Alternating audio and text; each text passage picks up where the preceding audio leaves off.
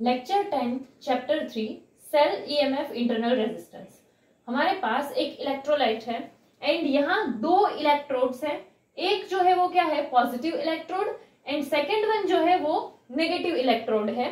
अभी ये जो इलेक्ट्रोड्स है उसे हमने ऐसे इलेक्ट्रोलाइट में रखा हुआ है एंड ये इलेक्ट्रोड्स क्या करते हैं, तो वो जो है क्या इलेक्ट्रिक चार्ज एक्सचेंज करते हैं। तो एक्सचेंज कैसे करेंगे, पॉजिटिव एंड नेगेटिव आयन के फॉर्म में जो है ये इलेक्ट्रोड्स जो है वो इलेक्ट्रिक चार्ज को एक्सचेंज करते हैं। अभी ये पॉजिटिव एंड नेगेटिव आयंस जो है वो प्रोड्यूस कैसे हुए, तो ये इलेक्ट्रोलाइट में केमिकल रिएक्शन होता है कि जिसकी वजह से positive and negative ions produce हुए थे।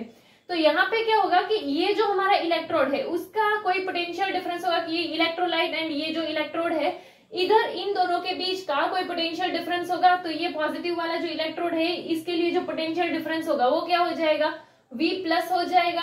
एंड अगर हम ये इलेक्ट्रोलाइट एंड ये जो नेगेटिव इलेक्ट्रोड वाले का ये जो है उधर से अगर हम पोटेंशियल डिफरेंस देखें तो उसका पोटेंशियल डिफरेंस सपोज क्या हो जाए हमारा V माइनस हो जाए। अभी सपोज कि ये जो सर्किट है हमारा, ठीक है, इसमें करंट फ्लो नहीं हो रहा है। तो जब करंट फ्लो नहीं हो रहा है उस टाइम पे अगर हमें इसके लिए पोटेंशियल डिफरेंस फाइंड करना है तो हमारे पास पोटेंशियल तो क्या था, दो था, एक तो ये V प्लस एंड सेकेंडली क्या था, V माइनस। तो इसके लिए अगर हम पोटेंशियल डिफरेंस फाइंड करेंगे तो वो क्या हो जाएगा, V plus minus minus V minus. अभी हमने क्या देखा था कि अगर नेगेटिव वाले का पोटेंशियल होता है तो वो नेगेटिव में होता है, तो इसीलिए यहाँ क्या ये माइनस V माइनस एंड दोनों का डिफरेंस देख रहे हैं इसीलिए माइनस, फिर ये माइनस माइनस क्या हो जाएगा प्लस। तो इसीलिए ये क्या हो गया V plus plus V minus. तो ये क्या होगा हमारा V plus and V minus के बीच का पोटेंशियल डिफरेंस है एंड इसी पोटेंशियल डिफरेंस को हम क्या बोलते हैं, EMF। EMF यानी क्या होता है, इलेक्ट्रोमोटिव फोर्स। तो ये जो हमारा सेल है उसका EMF क्या हम पोटेंशियल डिफरेंस को बोल सकते हैं। एंड ये जो हमारा EMF है उसे हम लिखते किससे हैं, एप्सिलॉन। तो अभी यहाँ अगर हमें एप्सिलॉन दिखाई देता है तो ये एप्सिलॉन कौन सा होगा, EMF का होगा, इलेक्ट्रोमोटिव फोर्स का। अभी ये जो है तो हम ऐसा भी बोल सकते हैं कि यहाँ पर ये जो हमने पोटेंशियल डिफरेंस फाइंड किया था वो क्या, अगर EMF है तो ऐसा भी लिख सकते हैं कि एप्सिलॉन इक्वल्स टू क्या हो जाएगा, V plus plus V minus. तो यहाँ पर हम सेल के लिए अगर EMF देखें तो उसके लिए हम क्या बोल सकते हैं, यूनिट पॉजिटिव चार्ज, जो कि क्या तो नेगेटिव से पॉजिटिव की साइड फ्लो कर रहा है, बट ये नॉन इलेक्ट्रिक फोर्स के थ्रू हो रहा है। नॉन इलेक्ट्रिक फोर्स यानी क्या, क्योंकि यहाँ पर हमने देखा था इलेक्ट्रोलाइट का जो केमिकल फोर्स है उसकी वजह से हो रहा है। तो इसीलिए कि जो हमारा यूनिट पॉजिटिव चार्ज जो नेगेटिव से पॉजिटिव मूव कर रहा है but through non electric force, तो इस टाइम पर चार्ज जो है उसको जो एनर्जी मिलती है उसे हम क्या बोलते हैं, EMF ऑफ सेल। ठीक है, एक बार फिर से मैं बोल देती हूँ क्या कि अगर हमारे पास कोई भी यूनिट पॉजिटिव चार्ज है और नेगेटिव टू पॉजिटिव मूव कर रहा है एंड ये मूवमेंट जो है वो नॉन इलेक्ट्रिक फोर्स के थ्रू हो रही है एंड इस मूवमेंट में जो हमारा चार्ज है उसको एनर्जी मिली, तो उसे हम क्या बोलते हैं, EMF ऑफ सेल। एंड ये जो हमारा EMF है ना, ये एक्चुअल में कोई फोर्स नहीं है, भले ही उसका नाम इलेक्ट्रोमोटिव फोर्स है बट ये कोई फोर्स नहीं है, ये पोटेंशियल डिफरेंस है। अभी इसके नाम में ये जो हमारा फोर्स आता है कि इलेक्ट्रोमोटिव फोर्स, तो ये इसलिए क्योंकि जब ये नाम दिया गया था उस टाइम पे ये कंसेप्ट इतना ज्यादा क्लियर नहीं था। सो यहाँ पे हमें एक चीज फोकस करनी है, वो क्या है कि EMF एक्चुअल में कोई फोर्स नहीं है, वो एक पोटेंशियल डिफरेंस है। एंड इसके लिए इसको अगर हमें आगे समझना है तो जैसे ये हमारे पास है तो इसमें हमने एक इधर रेजिस्टर R लिया हुआ है एंड यहाँ पर सपोज कि करंट जो है इसमें से फ्लो हो रहा है एंड ये करंट कहाँ से फ्लो हो रहा है, ऐसे C to D, ये जो डायरेक्शन है उसमें हमारा करंट फ्लो हो रहा है। नेक्स्ट, इलेक्ट्रोलाइट में जो हमारा करंट फ्लो होता है वो क्या होता है, negative terminal to positive terminal होता है। मतलब ये जो इलेक्ट्रोलाइट है ना इसमें जो करंट फ्लो होगा वो क्या होगा, ऐसे नेगेटिव टू पॉजिटिव होगा। एंड जो ये रेजिस्टर है उसमें जो करंट फ्लो होगा वो क्या होगा, पॉजिटिव टू नेगेटिव होगा।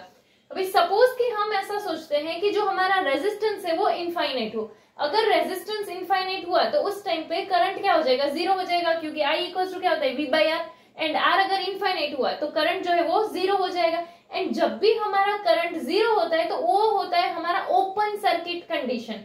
तो इस टाइम पे अगर हम पोटेंशियल डिफरेंस फाइंड करें तो ये जो पोटेंशियल डिफरेंस क्या हमारा ये P एंड N जो है इन दोनों के बीच का अगर हमें पोटेंशियल डिफरेंस देखना है तो टोटल पोटेंशियल डिफरेंस क्या होगा, एक तो हमारा P एंड A के बीच का potential difference then A and B का potential difference and then B and N का पोटेंशियल डिफरेंस।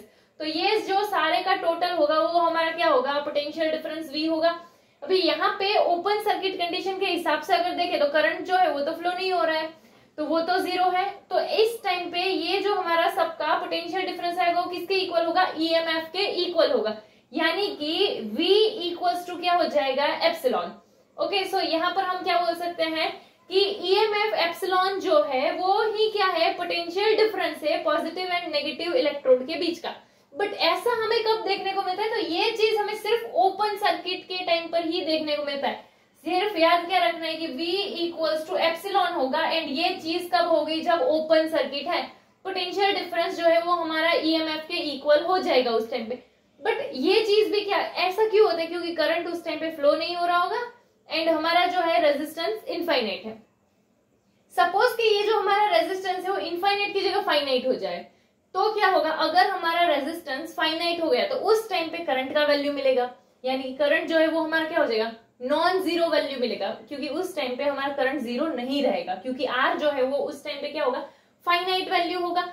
तो अगर ऐसा हुआ कि आर हमारा फाइनाइट है, करंट फ्लो हो रहा है, तो उस टाइम पे अगर हमें इसका पोटेंशियल फाइंड करना है, तो ये जो है क्राइटेरिया तो सेम है कि जो अगर हमें पोटेंशियल डिफरेंस फाइंड करना है तो टोटल पोटेंशियल जो मिलेगा वो क्या होगा, तो P एंड A का पोटेंशियल प्लस क्या हो जाएगा, A एंड B का पोटेंशियल प्लस क्या हो जाएगा, B एंड N का पोटेंशियल।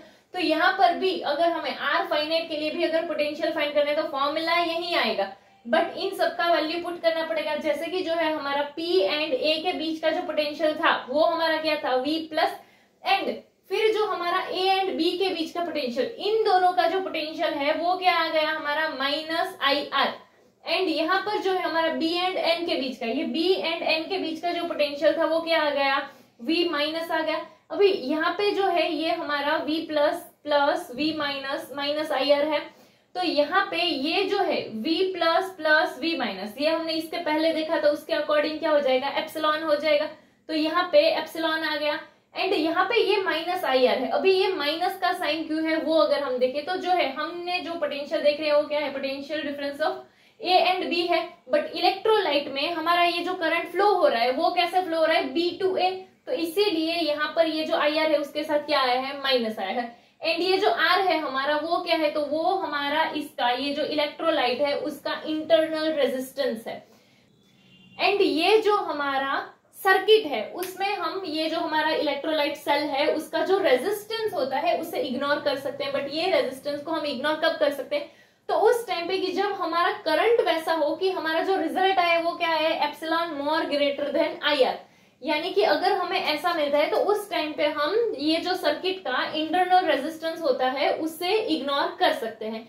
एंड ये इंटरनल रेजिस्टेंस जो होता है वो डिफरेंट डिफरेंट सेल के लिए वेरी करता है, ठीक है। एंड इसमें जो हमारा इंटरनल रेजिस्टेंस का जो ज्यादा वैल्यू होगा वो किसमें होगा, ड्राई सेल जो है उसमें इंटरनल रेजिस्टेंस का ज्यादा वैल्यू हमें देखने को मिलता है। नेक्स्ट, जब R में से करंट फ्लो होता है एंड अगर हम उसका पोटेंशियल डिफरेंस देखें तो वो हमारा क्या हो जाएगा, V इक्वल्स टू IR, ये ओम्स के लॉ के अकॉर्डिंग होगा। एंड फिर जो है हमने एक इक्वेशन 3 देखा था, वो इक्वेशन में क्या था हमारा कि V equals to epsilon minus IR, ऐसा था। तो यहाँ पर जो है ये हमारा इक्वेशन 3 है एंड ये हमारा इक्वेशन 4 है, दोनों ही इसके लिए है।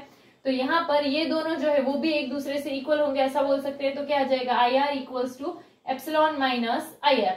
तो यहाँ पे ये जो है ये R जो है ये कौन सा, ये रेजिस्टेंस है, एंड ये जो R है वो क्या है, इंटरनल रेजिस्टेंस है। तो इसको हम ऐसे भी लिख सकते हैं कि लाइक ये जो IR है ये यहाँ माइनस इक्वल टू के इधर जाएगा तो प्लस में आ जाएगा कि IR प्लस में IR इक्वल्स टू क्या हो जाएगा, एप्सिलॉन, I कॉमन निकलेगा एंड यहाँ क्या आ जाएगा, R plus R equals to epsilon. तो ये इधर मल्टीप्लाई इधर आएगा तो डिवाइड, तो इसीलिए क्या हो जाएगा, equals to epsilon upon R plus R। अभी सपोज कि हमारा ये जो रेजिस्टेंस है इसका वैल्यू 0 हो जाता है तो उस टाइम पे हमारे सेल में से मैक्सिमम करंट फ्लो हो सकता है। तो अगर ये 0 हो गया तो एंड करंट मैक्सिमम होगा तो क्या होगा, I max equals to epsilon, ये तो गया तो यहाँ क्या बचा R, तो I max इक्वल्स टू क्या होगा, एप्सिलॉन अपॉन R।